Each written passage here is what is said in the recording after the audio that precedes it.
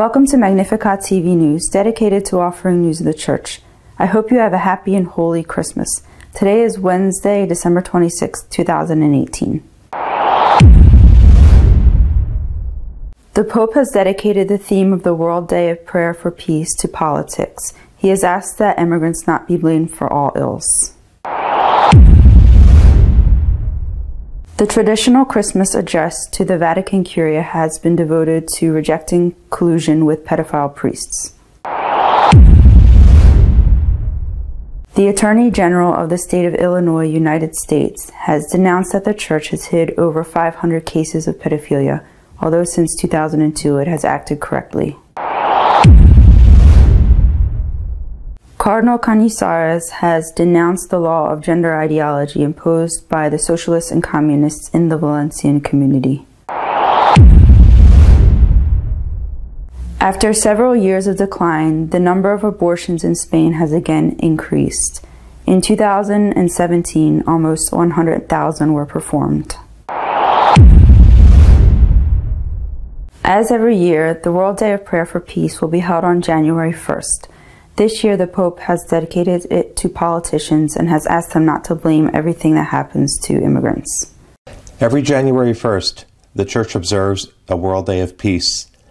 This year, the text prepared by Pope Francis is entitled, Good Politics at the Service of Peace. In the message, the Holy Father maintains that politics is an essential means of building human community and institutions.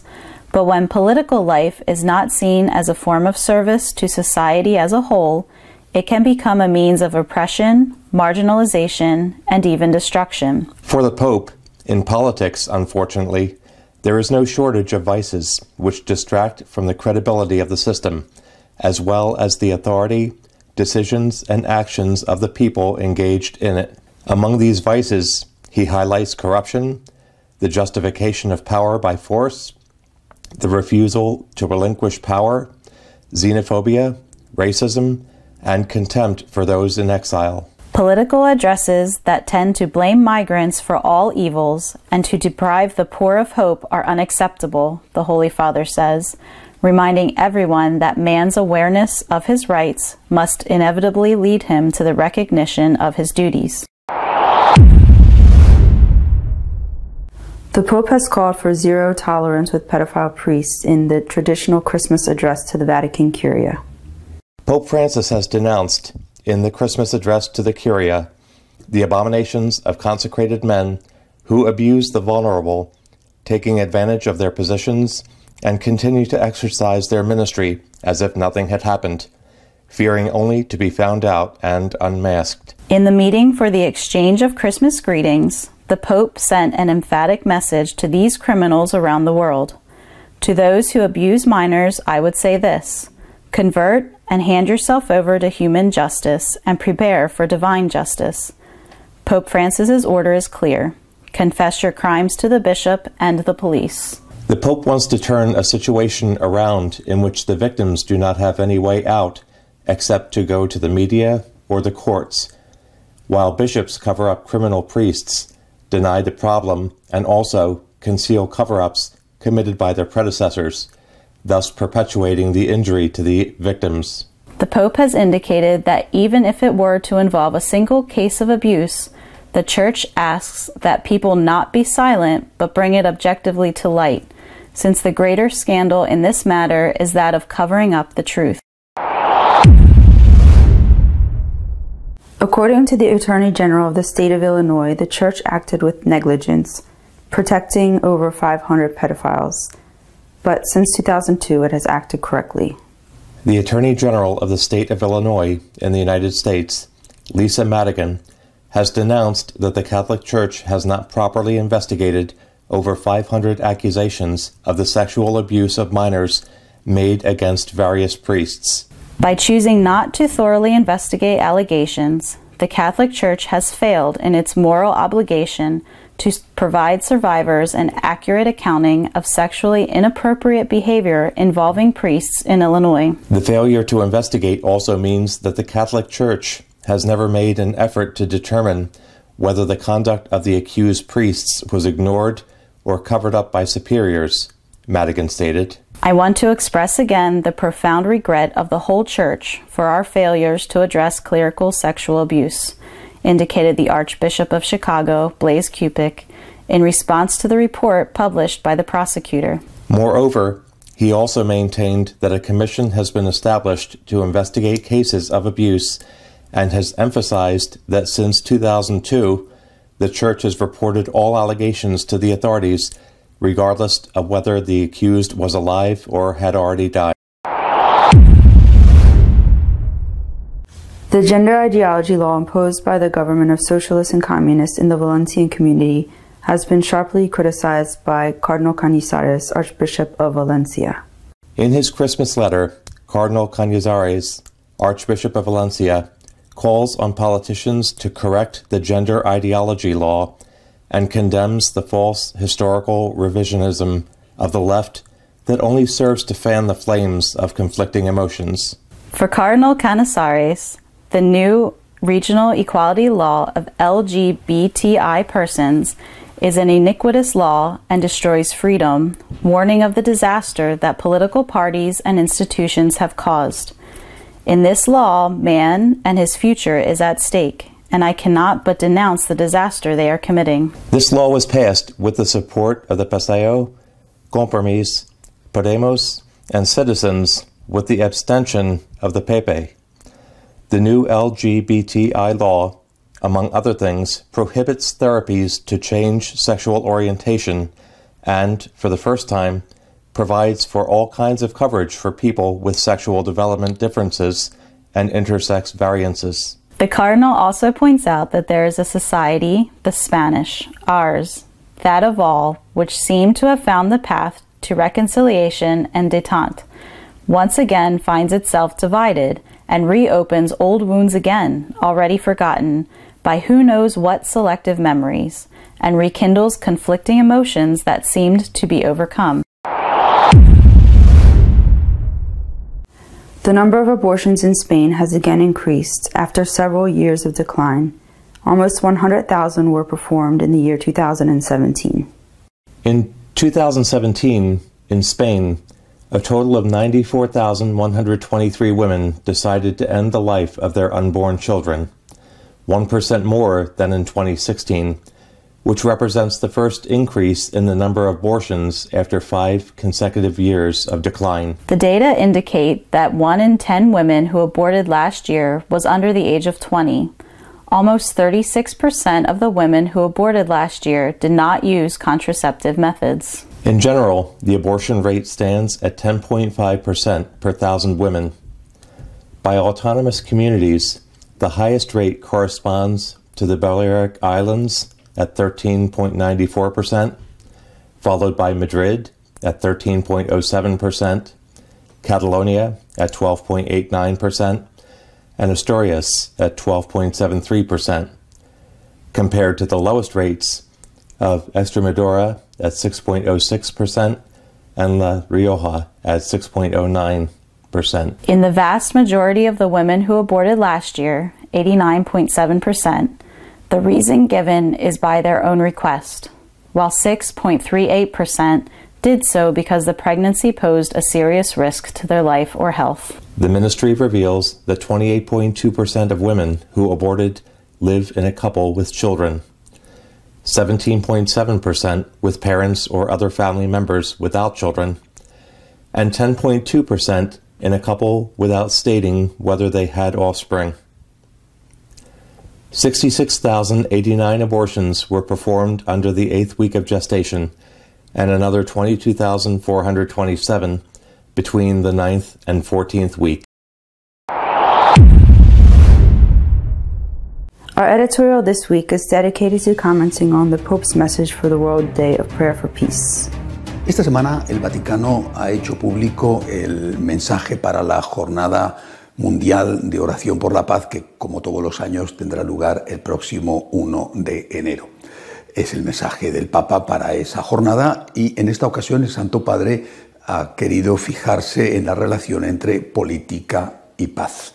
Es un mensaje importante, desde mi punto de vista es un gran mensaje, interesante y desde luego muy actual. He seleccionado algunas frases que me parecen significativas, representativas del conjunto del mensaje. Por ejemplo, dice el Papa: la búsqueda del poder a cualquier precio lleva al abuso y a la injusticia. La política puede convertirse en una forma eminente de caridad. El político debe practicar las virtudes humanas de la justicia, la equidad, el respeto mutuo, la sinceridad, la honestidad y la fidelidad.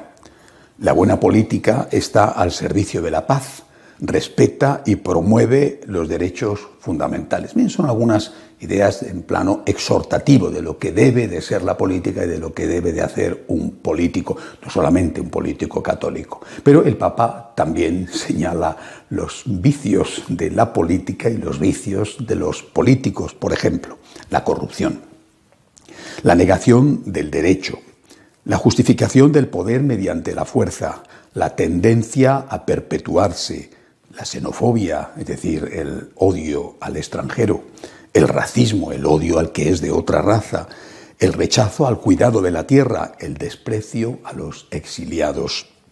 Recordando el centenario de la Primera Guerra Mundial, de lo que se llamó la Gran Guerra, el Papa rechaza la guerra y rechaza también lo que él dice, la estrategia del miedo.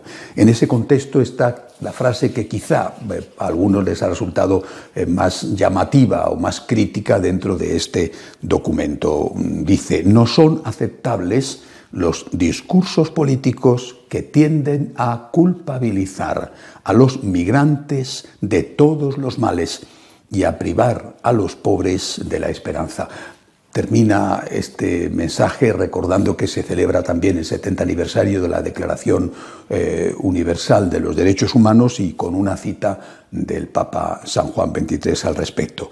Cuando en un hombre surge la conciencia de los propios derechos, es necesario que aflore también la de las propias obligaciones.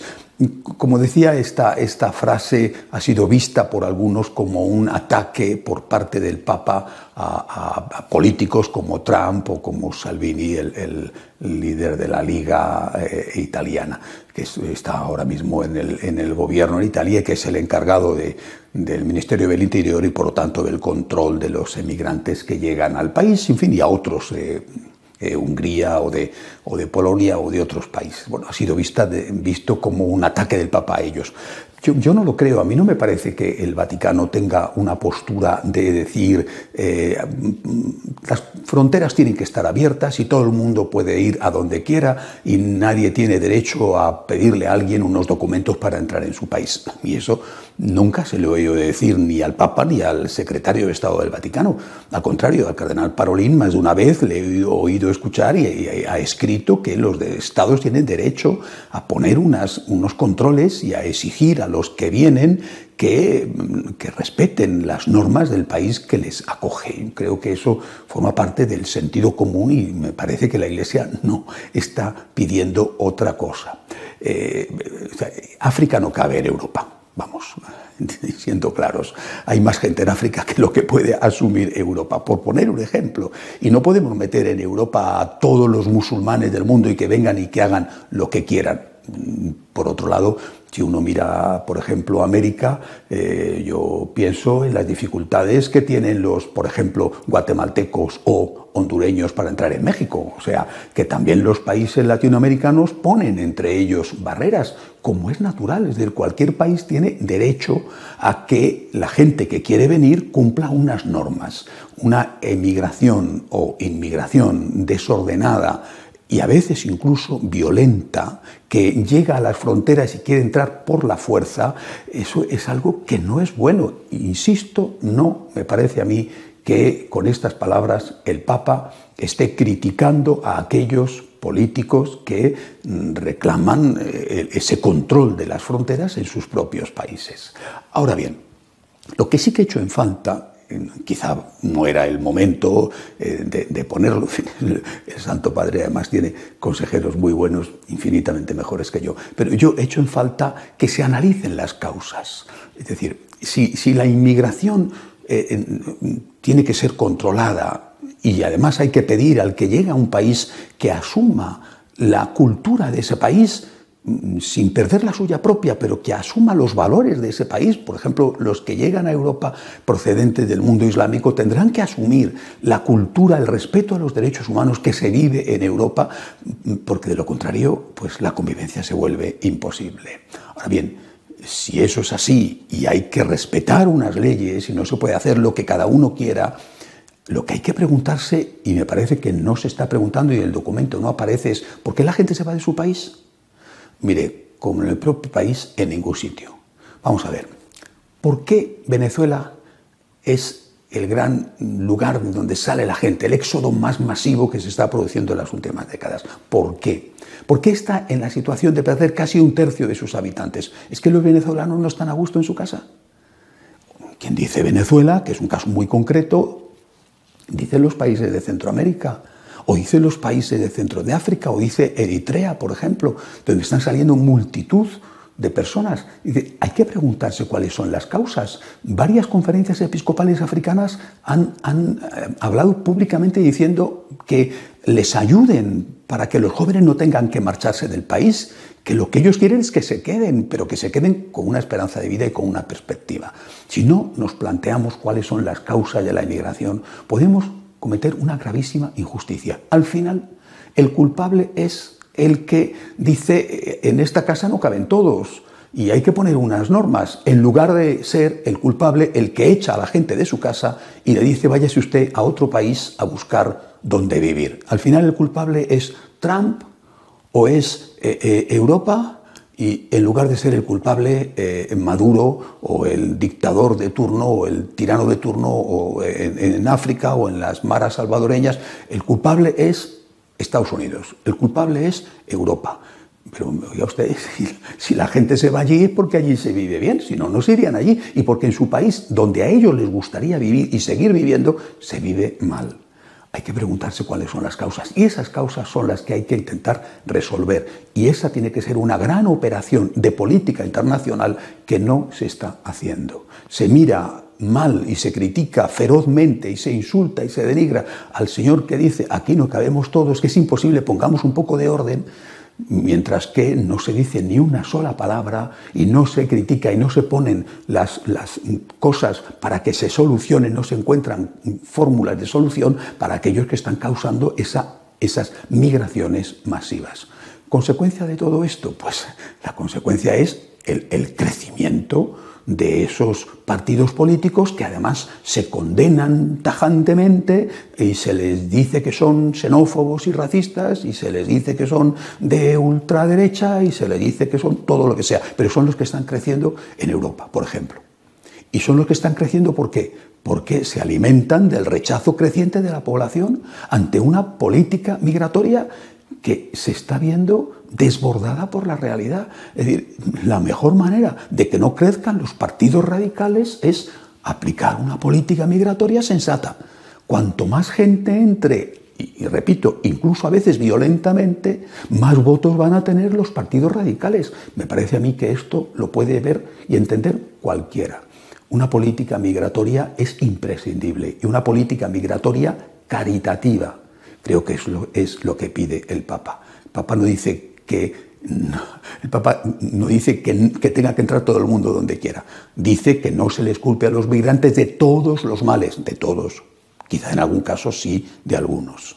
Pero en cualquier caso, una política migratoria es imprescindible, es necesaria tenerla. Hay que ir a las causas. Repito, que la política migratoria sea caritativa es esencial, pero la primera condición de la caridad es la justicia. Lo primero que tiene que cumplirse es la justicia para después ir más allá de la justicia y terminar con la caridad.